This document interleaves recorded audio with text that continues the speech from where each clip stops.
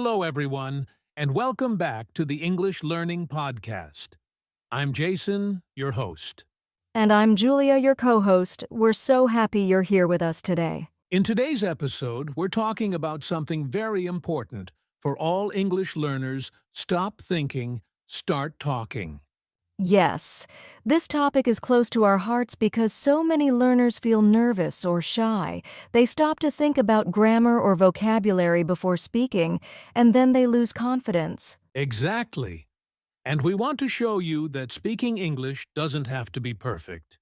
You don't need to translate every word in your head. You can start speaking with what you already know. And when you do that, you learn faster, sound more natural, and feel more confident. So today we'll share practical tips, real examples, and even a small practice activity at the end to help you stop thinking and start talking. So grab your notebook, or just listen and relax. By the end of this episode, you'll feel more ready to speak English without fear. Let's get started. Before we jump into tips, let's talk about why so many people overthink before speaking English. Julia, have you noticed this with your students? Oh, yes, Jason. A lot of learners tell me I know the words in my head, but when I try to speak, I freeze. This happens because they're thinking about grammar rules, pronunciation, and mistakes all at the same time. Exactly. It's like trying to drive a car and read the manual at the same time. You can't move smoothly. Your brain becomes busy with rules instead of communication. Another reason is fear. Many learners worry that other people will judge them if they make mistakes. They think, what if I say it wrong? That fear makes them pause and stay silent. Right. And sometimes it's not just fear. It's also the habit of translating from your native language into English. This takes extra time and makes your speech sound slow or unnatural. Yes, your brain is working so hard to find the perfect words that you forget the main goal, just communicating. So if you've ever felt stuck or nervous before speaking, remember, you're not alone. Almost every English learner goes through this stage. And the good news is, you can break this habit. In this episode, we'll show you how to speak more freely, more naturally, and with more confidence. Exactly. Now that we understand why overthinking happens, let's explore the benefits of speaking without overthinking. So now we know why many learners overthink. Let's talk about the power of speaking without overthinking. Julia, what changes have you seen in learners who start speaking more freely? Oh, so many positive changes, Jason. When learners stop worrying about every word and just talk, they become more fluent. Their sentences flow more naturally. Even if they make small mistakes, they communicate their ideas better. Exactly. It's like learning to ride a bike. At first, you wobble, but if you keep moving, your balance improves. Speaking English works the same way movement creates improvement. Another benefit is confidence.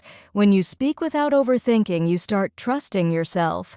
You realize, hey, people understand me even if I'm not perfect. That feeling motivates you to speak more. Yes, and the more you speak, the faster your brain learns. You build automatic patterns in your head. Words and phrases come quicker because you've practiced using them, not just thinking about them. And let's not forget the social side. People respond warmly to someone who speaks with energy and confidence, even if their grammar isn't 100%. You sound friendlier and more natural. So speaking without overthinking is not about being careless. It's about focusing on communication first, perfection later. Exactly. And in the next steps, we'll show you simple ways to train yourself to speak freely, starting with easy sentences. Let's dive into step 1. All right, let's begin with our first step. Focus on simple sentences first. Julia, why is this so powerful for English learners? Because simple sentences remove the pressure, Jason. Many learners try to make long, complicated sentences with perfect grammar. That slows them down and makes them nervous.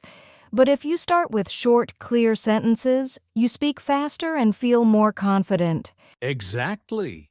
Instead of trying to say, I would have gone to the market if I had known it was open, you can just say, I didn't know the market was open. I wanted to go. It's simple, and people understand you right away. Yes, and when you get used to saying short sentences, you build a habit of speaking. Your brain starts to connect ideas in English automatically. Later, when you're ready, you can make your sentences longer. This approach also reduces mistakes.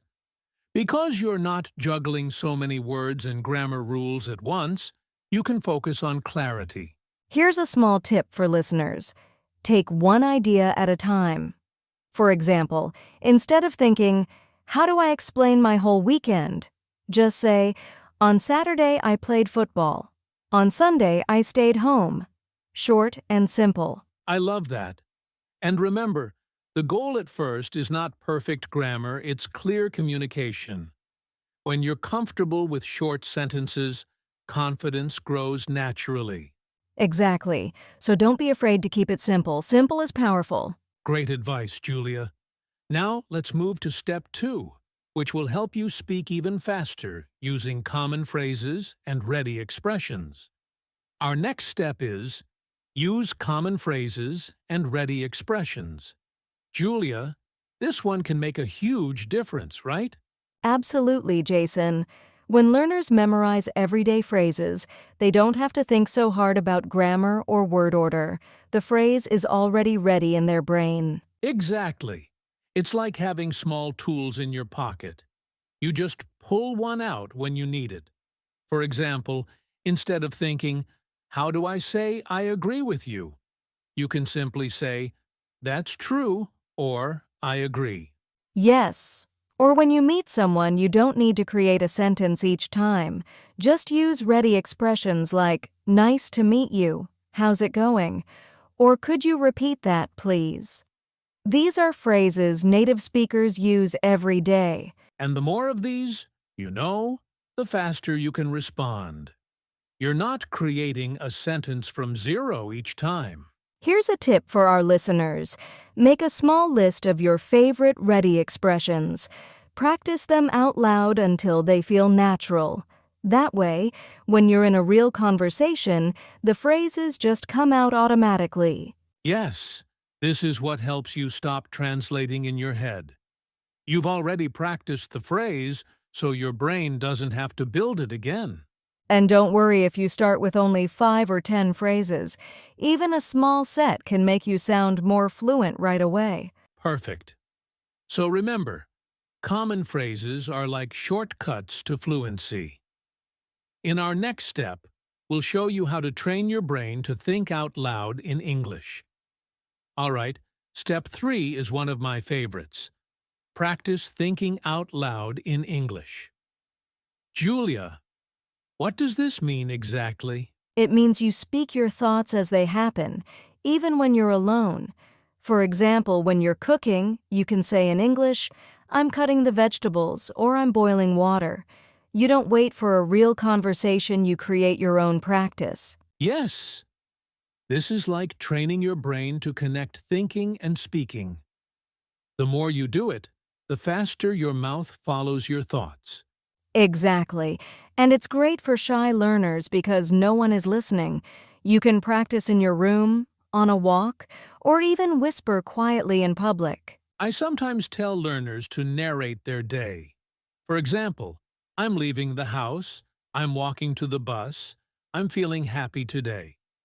This builds a habit of speaking without stopping to translate. Another good trick is to describe what you see. If you're looking out the window, you can say, the sky is blue, a car is passing by, 2 children are playing. It's simple, but powerful. Right. And don't worry about mistakes. The goal here isn't perfect grammar, it's to create a link between your English thoughts and your English voice. When you practice this every day, even for 5 minutes, your confidence grows. You start speaking automatically in English without needing to think so much first. That's the key: automatic speaking. And when you get used to this, speaking with other people becomes much easier. Exactly. And in the next step, we'll talk about how to accept mistakes and keep going, which is so important when you're speaking freely. Our next step is short but very powerful. Accept mistakes and keep going. Julia, why is this such an important mindset for English learners? Because mistakes are part of learning, Jason. If you wait until you're perfect, you'll never speak. When you accept mistakes, you free yourself to practice more, and practice is what makes you better. Exactly. Think about children learning their first language. They make mistakes all the time, but they don't stop talking. That's how they learn so fast. Yes, and most people are kinder than we think. If you make a small grammar mistake, native speakers will still understand you. They're usually happy you're trying to speak their language. I like to tell learners, communication first, correction later. Focus on sharing your message. Now you can improve your grammar later with practice. That's a great line. And remember, every mistake you make is a lesson. It shows you what to work on next time. So don't let fear of mistakes stop you. Keep talking, keep practicing, and your English will improve naturally. Perfect. In the next step, we'll talk about how to build your confidence with small conversations. Now let's move to step 5, build confidence with small conversations. Julia, why do you think starting small is so helpful? Because small conversations feel safe, Jason. When you try to have a big, deep conversation in English right away, it can feel scary. But if you start with short, friendly chats, you build confidence little by little. Exactly. You can begin with simple greetings, saying hello to a classmate or asking, "How are you?" to someone online. Even 2 or 3 sentences are enough at first. Yes, and you don't need to find a special partner. You can practice with friends, family, or language partners online. The point is to use English with real people in short, relaxed moments. And every time you finish a small conversation, you feel a little stronger. Your brain thinks, "I did it. I can speak English." That positive feeling makes you want to try again. I tell my students confidence grows through action, not waiting. Small conversations are like small steps that lead to big progress. That's a great way to say it. In our next part, we'll look at some common mistakes people make when trying to speak without overthinking and how to avoid them. All right, now let's talk about some common mistakes people make when they try to speak without thinking. Julia, what's the first mistake you see often? The first one is speaking too fast. Some learners think, if I talk quickly, I'll sound fluent, but speaking too fast can confuse both you and the listener. It's better to speak clearly and at a comfortable speed. Yes, clarity is more important than speed. The second mistake is freezing when a word doesn't come to mind. Instead of pausing and trying to translate, just describe the idea or use a simpler word. Exactly. For example, if you forget the word umbrella, you can say, I need something to stay dry in the rain. People will understand, and you keep the conversation flowing. The third mistake is worrying about perfection. Some learners stop mid-sentence to correct themselves. Remember, small mistakes are okay. Your goal is communication first, grammar later. And finally, some learners only practice in their head. You have to actually speak out loud to train your brain and mouth together. Right. Avoid these mistakes, and you'll notice your speaking becomes smoother and more confident over time. Next, we'll do a fun mini practice activity to help you start speaking freely without overthinking. All right, listeners, now it's time for a mini practice activity. This is where you can try speaking without overthinking. Julia, Can you explain what we'll do? Of course, this activity is simple and fun. I want you to pick 3 things you see around you right now. Then describe them out loud in English, using simple sentences. For example, if you see a chair, you can say, "This is a brown chair. It is near the table. I can sit on it." Don't worry about mistakes, just speak freely. Yes, and try to add one feeling or action. For example, I am sitting on the chair. It feels comfortable. This makes your sentences more natural. Take about 1 minute for each item. So 3 items will take about 3 minutes. You can do this anytime at home, in the park, or even while walking. The goal is to train your brain and mouth together. Speak your thoughts out loud, even if they are simple.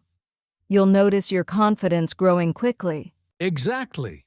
Remember, the more you practice, the easier it becomes to speak without stopping or translating in your head. Try it now, and don't worry if it feels strange at first, it will get easier each day. Before we wrap up, let's talk about motivation and how this connects to real life. Julia, why is this important for learners? Because practicing speaking English without overthinking is not just about the language, it's about confidence and communication in real situations. The more you practice, the more doors open for you, whether it's at work, school, or meeting new people. Absolutely. I've seen learners start with tiny sentences, and after a few months, they can join real conversations, give presentations, and even make friends in English. That progress comes from starting small and speaking regularly. Yes, and it's important to celebrate every small success.